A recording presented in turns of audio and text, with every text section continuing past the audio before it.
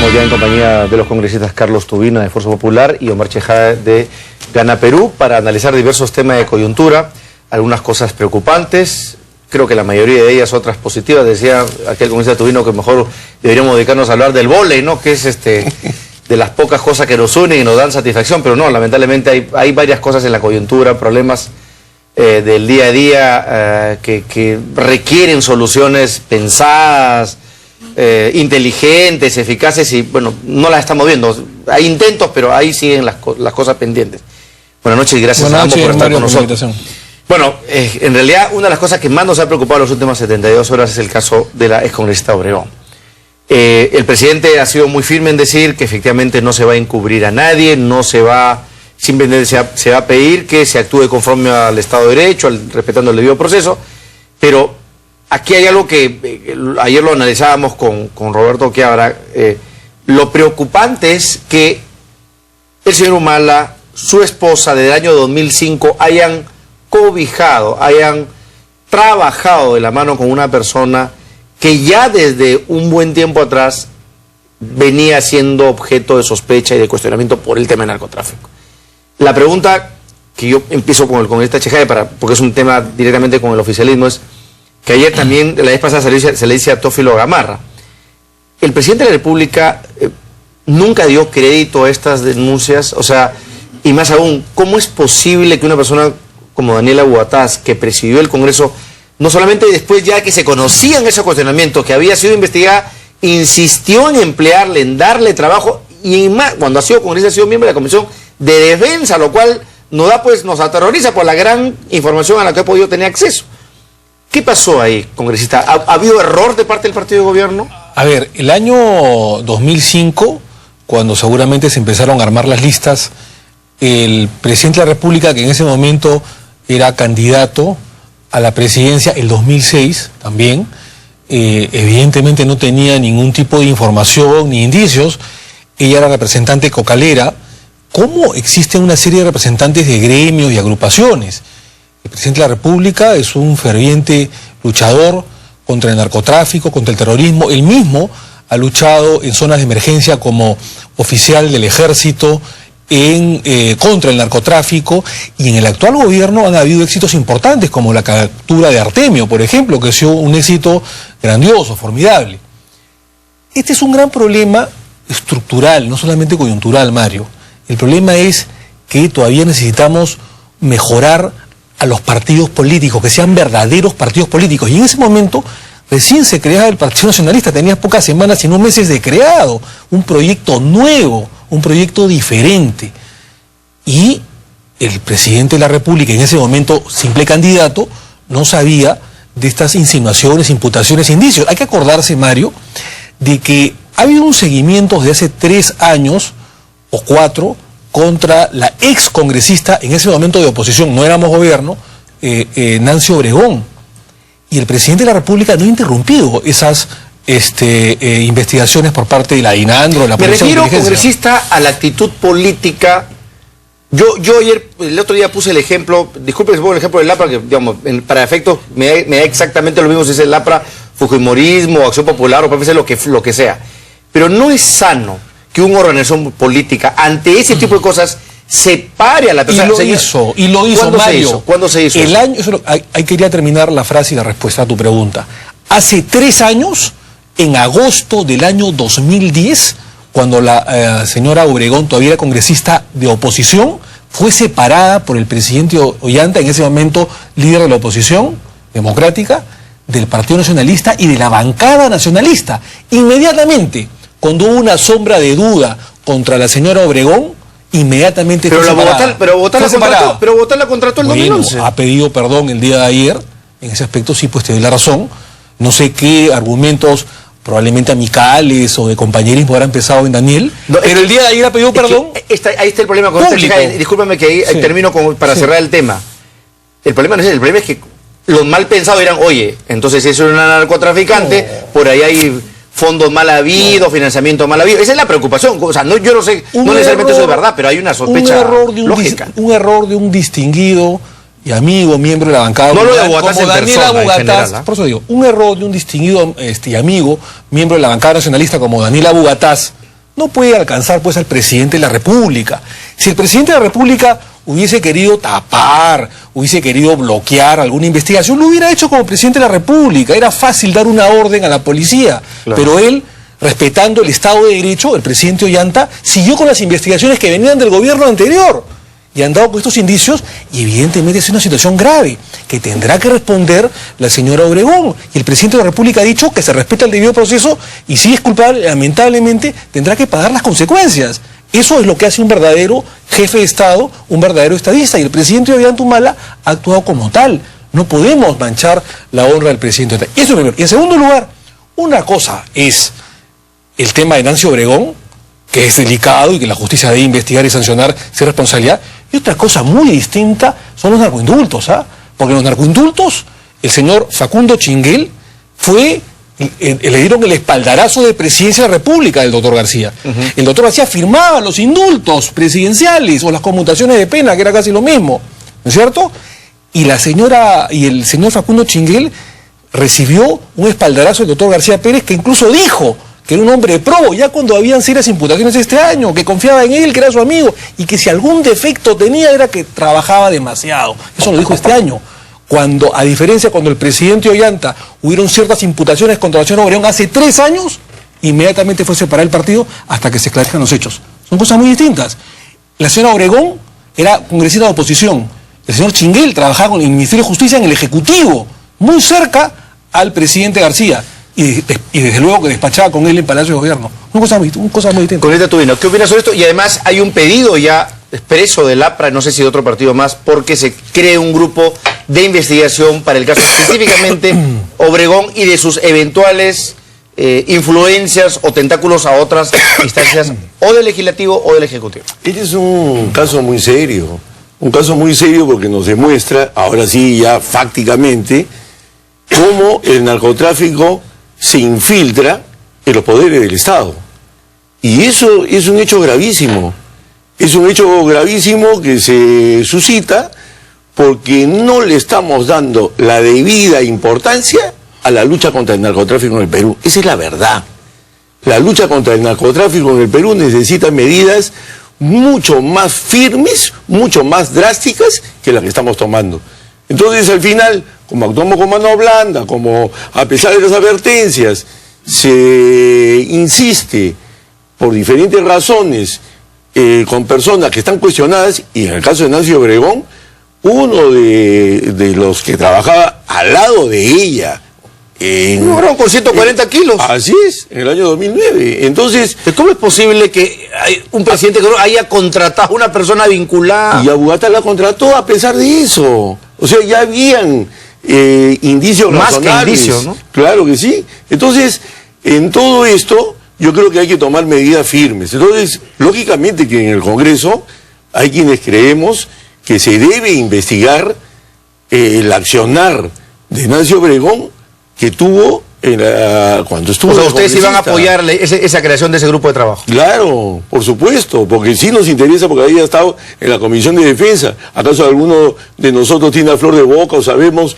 en qué sesiones secretas estuvo ella y qué información manejó en su momento? Yo creo que es un tema importante.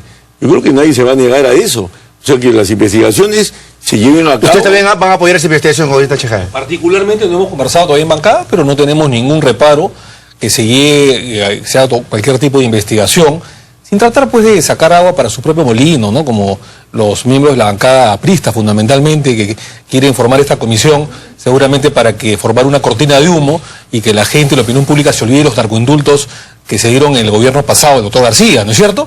Pero si es una investigación transparente, que no tiene que ver nada con el interés partidario o personal, que se forme, no hay ningún problema, independientemente de la investigación que lleve el Ministerio Público y el Poder Judicial. Porque este es un tema, y comparto la opinión en ese extremo con el almirante Carlos Tubino, que es un tema delicado y que tendrá que investigarse hasta las últimas consecuencias. Acá no puede haber ningún tipo de blindaje, y menos en casos de terrorismo y narcotráfico que tanto el pueblo peruano ha sufrido. Y más en la situación en la que están los poderes del Estado tras estos últimos problemas. Ahora, hablando de Congreso y hablando de investigación, ha empezado, entiendo que entre lunes y martes se deciden ya la distribución de las comisiones y nuevamente el tema de fiscalización es la perita en dulce de varios grupos.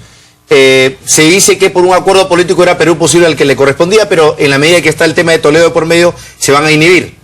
El fujimorismo ha planteado que, siendo la primera fuerza de oposición, debería corresponder. ¿Ustedes van a insistir con eso? ¿Aspiran a hacerse cargo de la Comisión de Fiscalización? Sí, pero por supuesto, pero no porque sea un capricho o porque sea el caso Toledo, sino que esto realmente le corresponde, esta comisión, a la principal bancada de oposición. Y no es de ahora, eso viene de atrás. Así ha sido en el Congreso. Y entonces hoy se nos pone una tarjeta roja asumiendo una serie de posiciones que la verdad que no tienen ningún fundamento. Y como si no hubiera gente honorable en nuestra bancada que pueda presidir esa comisión y hacerlo como está pidiendo el ¿Qué persona le parecería usted indicada para presidir ese grupo de trabajo? No quiero pronunciarme con ninguna persona, pero sí puedo decirles que sí existen esas personas, porque hay una reserva moral, no solamente en nuestra bancada, en el Congreso de la República. Y eso tienen que saber todos los peruanos. Para que ellos están pensando que es Marta Chávez, pero por eso están que dicen, no, sé, muy difícil. Yo no digo nada, pero lo único que digo es que no hay que escandalizarse que nosotros pidamos algo que es justo. Sí, yo también pienso, por un tema incluso hasta de tradición parlamentaria correspondía. Quiero hacer una cronología histórica del proceso congresal de esta historia de la Comisión de Fiscalización y a quién le toca la presidencia este año. Un acuerdo que el tercer año era Perú Posible. Así es. ¿Ya? Sin embargo, han habido dos hechos que han cambiado la historia.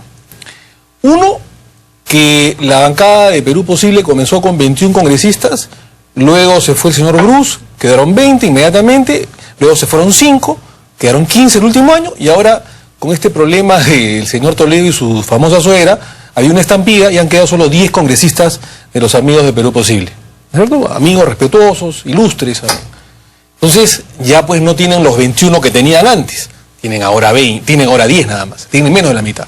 Y por tanto es un aliado más débil, ¿no? Y en segundo lugar, ha habido pues este asunto de la famosa y controvertida operación contractual de la señora Fenimore, ¿no es cierto? Que evidentemente no puede ser pues una persona de Perú Posible quien dirija los destinos de esa comisión, habiendo un caso tan controvertido y tan grave. Creo que para no generar polémica, yo saludo la decisión del toledismo y en especial de su vocero, nuestro amigo José León, en el que ellos han abdicado a dicha comisión y seguramente otra bancada de oposición lo podrá ver, ¿no? Está la bancada de Solidaridad Nacional, la bancada del PPC. ¿Pero usted tendría algún inconveniente que sea el fujimorismo? Los señores del fujimorismo, siempre y cuando no hay un tema pues de revanchismo o de sacar algo por su propio molino. ¿Cómo asegurar eso? Por eso digo, pues. Pero si es así, si hay una, digamos, actuación transparente, objetiva, no tendríamos ningún problema. Va a depender de quién es. Yo creo que al final va a terminar siendo un tema personal, ¿no? Más que partidario, porque claro. No, es que es verdad, pues hay gente más como, por ejemplo, Freddy Otárola, hasta antes de la semana pasada era una persona de choque, confrontacional, un defensor acérrimo. Es que si esto es personal, ¿no? Pues se convierte en un circo, ¿no? Claro, entonces y eso no queremos. Tiene que ser una persona más objetiva, justa. Exacto. Porque el tema. ¿Y usted considera que hay gente objetiva y justa en el fujimorismo? Seguramente que sí. Está, por ejemplo, nuestro amigo Carlos Tubino, tiene todas las credenciales profesionales y democráticas y políticas para poder ser, por ejemplo, ¿no?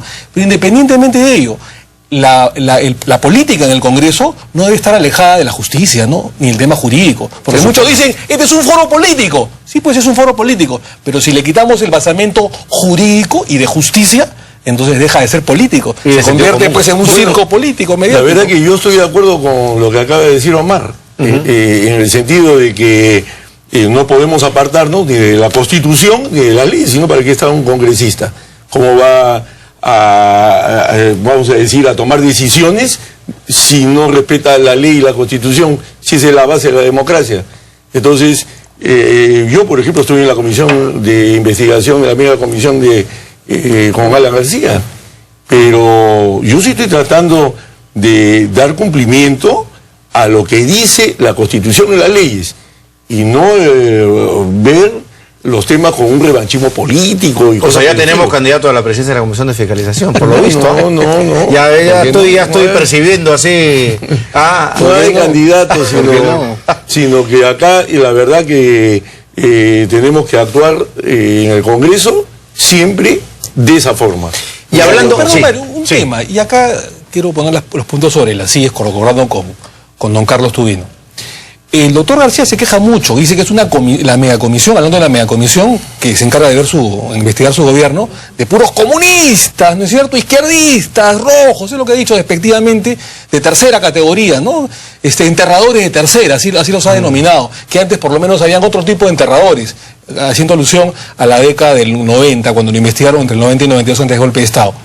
Pero ojo, primero, que creo que son personas decentes, que están agarrando experiencia y que están haciendo las cosas bien, presididos por Sergio Tejada, la megacomisión. Pero también la megacomisión es multipartidaria. Y está una persona con credenciales profesionales, una persona honesta, que tiene un rollo político importante, objetivo, como el almirante Carlos Tubino, que es uno de los 7 miembros de la megacomisión. Entonces, ¿por qué deslegitimarla? ¿Por qué deslegitimar? Por razones políticas, obviamente. Bueno, García asume que hay una persecución, que lo quieren sacar del camino. Bueno, hay un sinnúmero de razones. Pero hablando del Congreso, y a raíz de esta última renuncia, porque ya han habido una feria de renuncia, ya llega el segundo año y se mueve el Parlamento, se chocolatea así, sale gente, renuncia Perú Posible, sale la gente, alguno de Alianza por el Gran Cambio, y la última persona que ha salido de Alianza por el Cambio es Lourdes Alcorta. No se sabe dónde va a terminar. José León dice que le está dando la bienvenida a Perú Posible. Ella no ha dicho nada. Pero lo cierto es que Juan Carlos Seguren, a propósito de eso, ha retomado una antigua iniciativa, según la cual aquella persona que entra como congresista de un grupo político, una vez que se sale del grupo político por la razón que sea, pierde el cargo, porque en realidad él arguye, como argumentan algunos, de que cuando uno es elegido dentro de un colectivo, es elegido para defender tal o cual postura, tal programa, tal... no sé, tal ideario, y que si se separa del mismo, debería perder su condición de tal. No sé qué opinan ustedes sobre esta posibilidad, o si más bien le estaríamos restringiendo libertad a la gente, porque claro, pues, los otros dicen, oye, un momentito, pero si más bien el grupo que a mí me ofreció defender que después defiende ellos, tengo todo el derecho a apartarme. Por ejemplo, a mí la verdad que me sorprende lo que sucede en el Congreso. Porque, pongo un ejemplo, el partido aprista. El partido aprista tuvo que pasar la valla electoral, al final logró 4 congresistas. ¿Podía formar bancada? No podía formar bancada.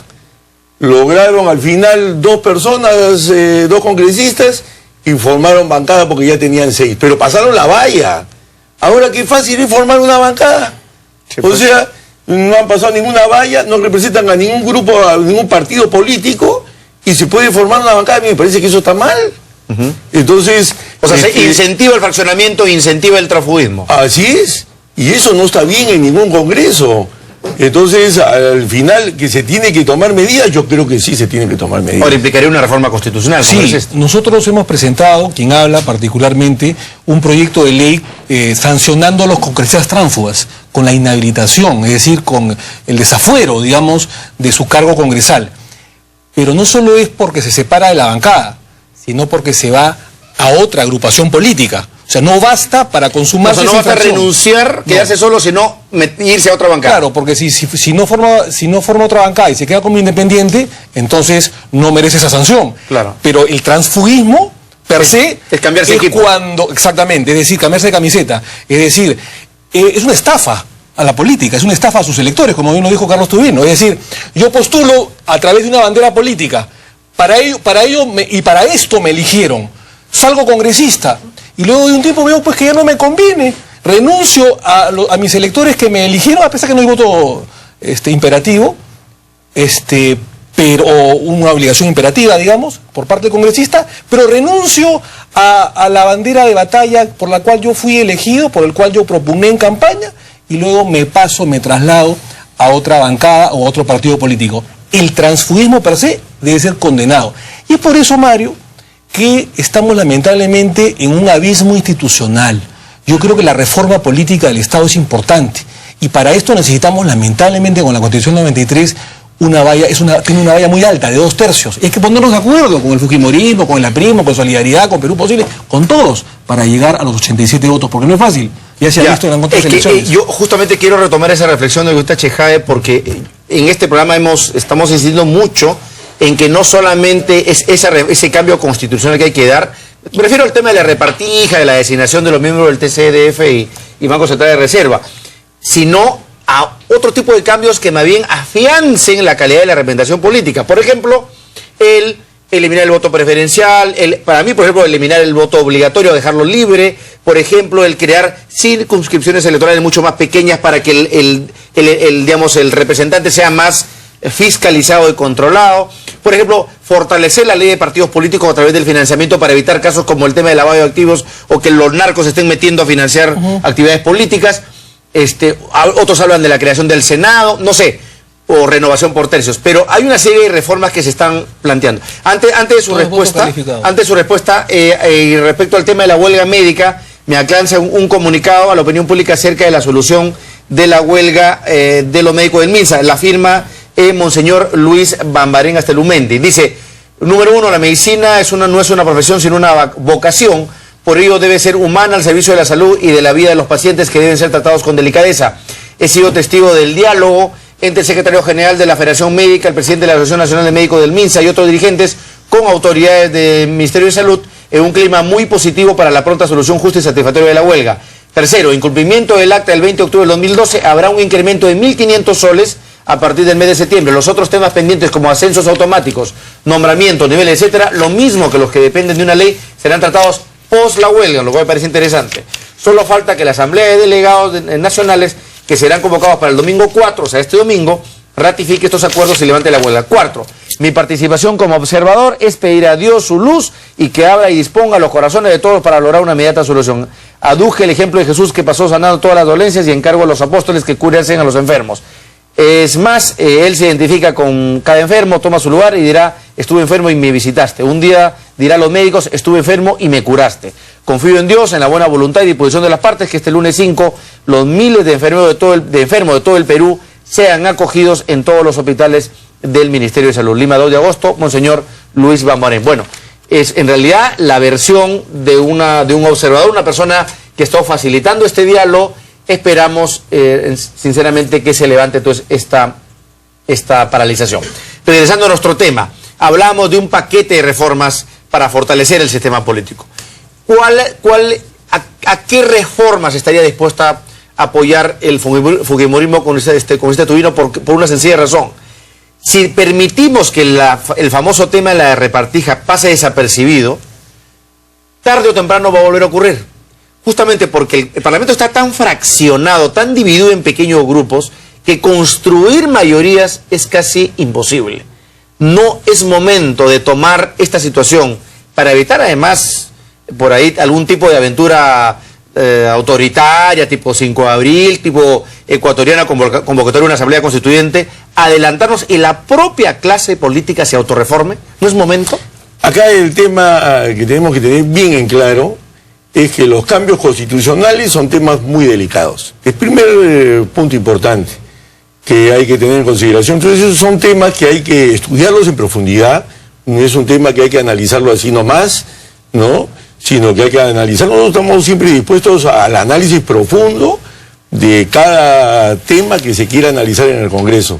Pero sí insisto, que todo lo que vaya hacia un cambio constitucional son temas delicados que hay que verlos con la mente bien fría y ver que no vayamos a conducirnos por querer hacer algo bueno, de repente a hacer modificaciones que después nos vengan a aparecer de repente otros a pedir pues cambios constitucionales en la parte económica, que es lo que queríamos, que debería defenderse, ¿no? Entonces es un tema que hay que tomarlo y estudiarlo detenidamente. Ahora, mi sugerencia va más allá, o la sugerencia de algunos es sacar esto del ámbito del Congreso.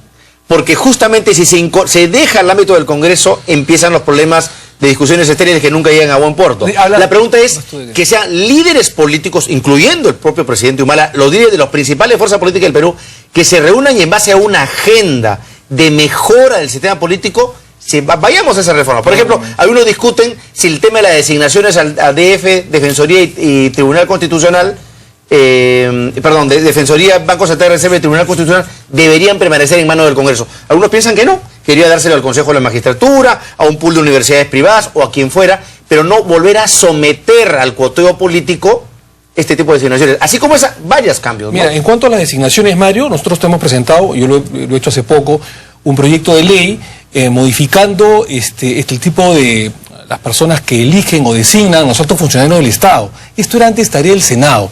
Si volviera el Senado, como que también hemos presentado este proyecto de ley, hace rato se hubieran elegido a Defensoría del Pueblo, miembros del TCE, BCR, etcétera, etcétera. Pero en fin, ese es un tema, creo que a debatir. También está la posibilidad que no solamente designe el Congreso de la República, sino también los colegios profesionales, las universidades, el Ejecutivo, etcétera, etcétera, como sucede en otros países. Pero vamos al tema de fondo. Yo soy miembro de la Comisión de Constitución, Mario, como tú sabes, sí, y hemos presentado varios proyectos de ley que han sido debatidos en la última legislatura y tienen que ser aprobados, también como no seguir el debate y ser aprobados en la nueva legislatura 2013-2014.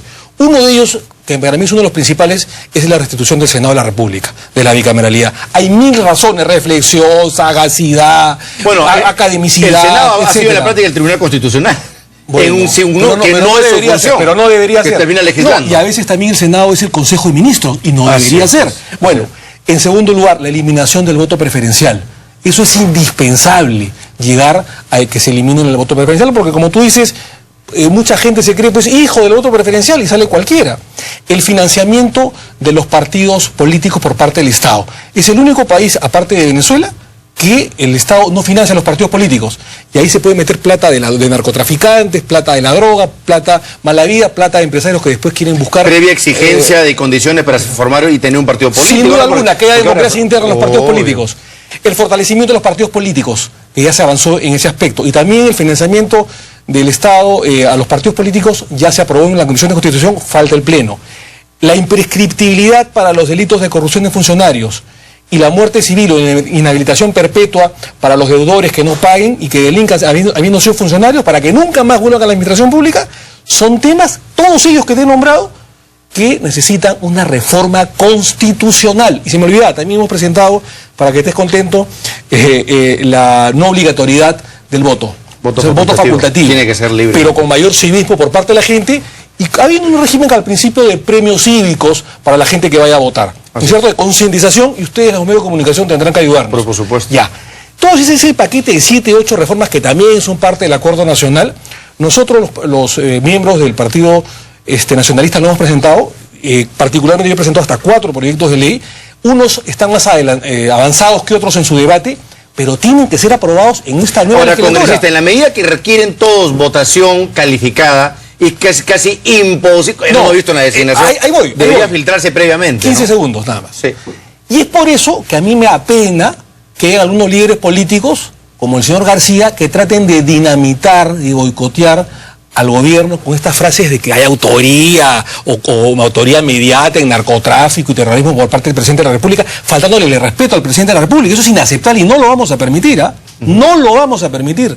Y en segundo lugar, ¿por qué nos da pena? Porque el día 28 de julio, unos pueden estar a favor, otros en contra del mensaje presidencial del señor Ollanta, pero creo que ha habido, y esto creo que estaremos de acuerdo todos, un mensaje concertador, tendiendo puentes, incluso a los sectores más recalcitrantes de la oposición. ¿Usted cree que ha tendido puentes? El presidente de la República tendió puentes. Y nosotros, los congresistas, mi querido Mario, también estamos teniendo puentes. ¿No es cierto? Porque primero, ante las peleas internas está el país. El pueblo está cansado de peleas.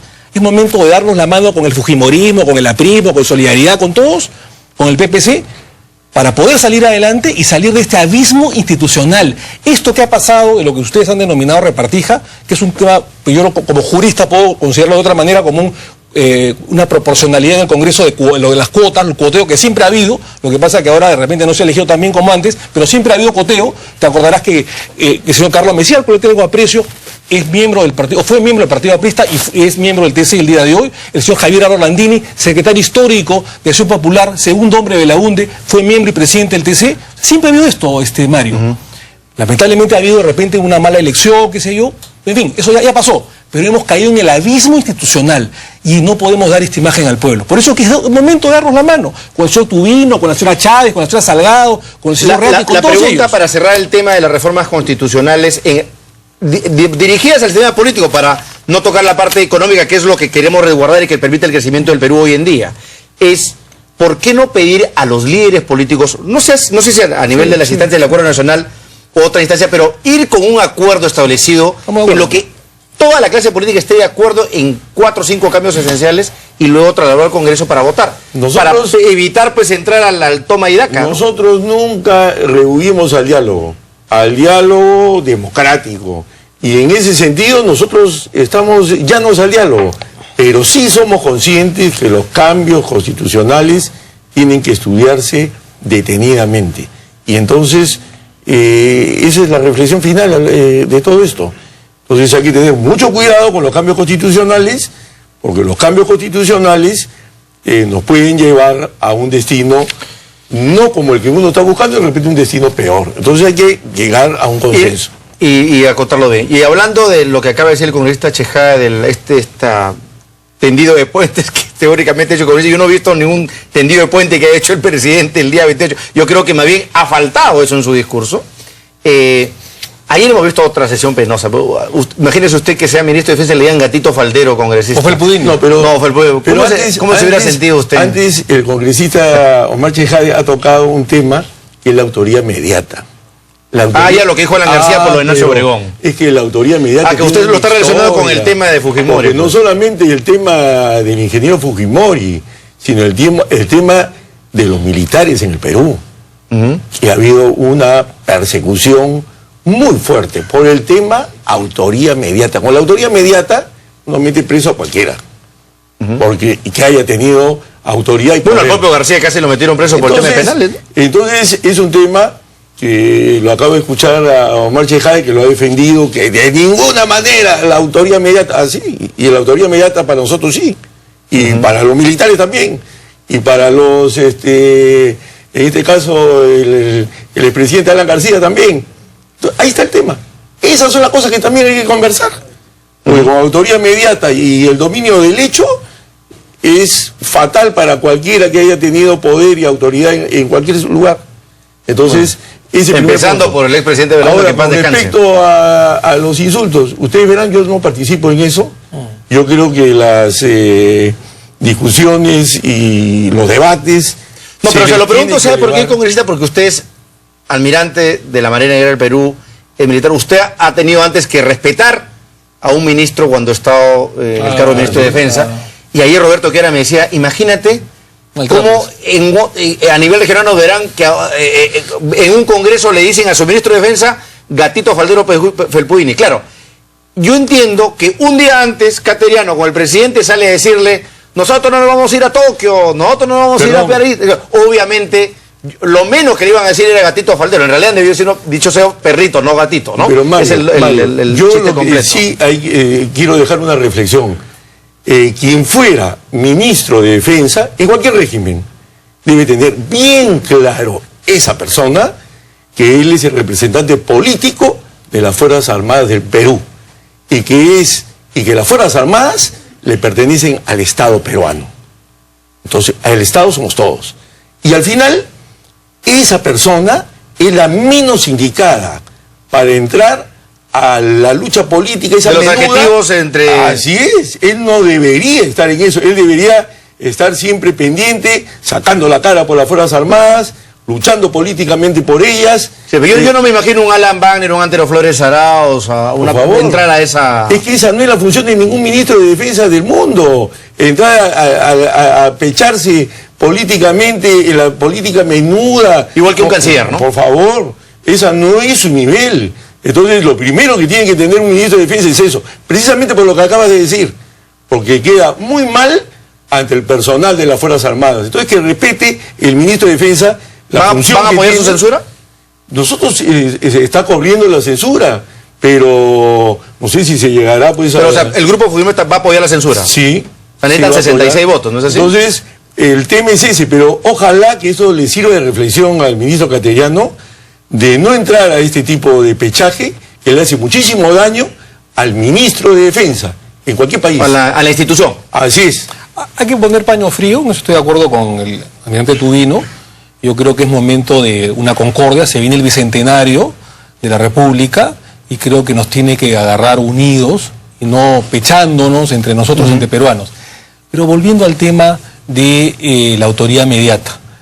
Yo no concibo que un expresidente de la República con tal de sabotear a un gobierno democrático que respeta la división de poderes y el Estado social y constitucional de derecho, maltrate el derecho penal, como lo ha hecho el doctor García Pérez, hablando de la autoridad inmediata. La autoridad inmediata, por los que somos abogados y penalistas y constitucionalistas, sabemos que es el que tiene el dominio del hecho y del resultado con respecto al agente o al autor material o a los autores materiales. Yo me pregunto, ¿qué tiene que ver acá el presidente Ollanta con Nancy Obregón con una autoridad inmediata? Él tenía el dominio del resultado y el dominio del hecho con respecto a los supuestos ejecutores materiales. Supuesto que no. Entonces yo creo que para, digamos, poner un ejemplo o argumentarlo jurídicamente, yo creo que hay que revisar nuevamente los libros de derecho penal. Y yo creo que es una actitud saboteadora. Lo importante, del expresidente, señores congresistas, que lo ideal sería es que este ambiente de confrontación, que dicho sea de paso, sí de vez en cuando yo lo veo al propio presidente, a los ministros alimentando. No puede ser que al día siguiente, el 28 de julio, salga el primer ministro nuevamente a atacar al Fujimori y al APRA, cuando de lo que se trata es, como usted dice, tender puentes, diálogo, concertación. Pero lo que estamos viendo es a un presidente aislado que se pelea con todo el mundo. Con el APRA, con el Fujimorismo, con la izquierda, con todo el mundo. Hasta con los empresarios le han caído palos a los empresarios. También dice que hay empresarios que no tienen una actitud destructiva. Entonces, eso nos preocupa. Entonces, lo ideal sería que nos calmemos todos, empezando por el propio presidente y el Poder Ejecutivo, y bajar los decibeles de esto, ¿no? Concertar, pedir colaboración. Ojalá que eso lo recoja la clase política para pasar este mal rato, ¿no? Solamente para terminar con la autoridad inmediata, sin entrar en confrontación, que quién lo hizo, si fue verdad o no. La autoridad inmediata es una argumentación y una tesis jurídica antigua de Klaus Roxin, famoso tratadista alemán, que fue aplicado no solamente para los nazis en la década del 40 en Nuremberg, sino también para la Junta Militar Argentina, de Videla, de Macera, de Agosti, de todos ellos, de Viñone, de Galtieri, fundamentalmente de Videla, que hace poco acaba de fallecer. En Argentina, feroces dictadores. Después fue aplicado Ismael Guzmán, después fue aplicado Fujimori, y a una serie de dictaduras que han habido en la región, en América Latina. O sea, esta no es una tesis jurídica que se le ocurrió al doctor San Martín Castro o al Poder Judicial peruano. No, esta es una argumentación jurídica, una tesis dogmática, penal, que ya tenía décadas, digamos, de creada. Claro, el asunto es ver cuándo y a quién se aplica. Señores congresistas, muchas gracias por estar con nosotros. Muchísimas gracias. Ojalá que su invocación al diálogo y a la concordia y a bajar la adjetivación sea lo que empiece a primar. Ojalá, porque si no, yo creo que digamos, esta situación va a agudizarse, lo que menos queremos. Gracias nuevamente, buenas noches. Estamos viéndonos en cualquier momento. Les contamos que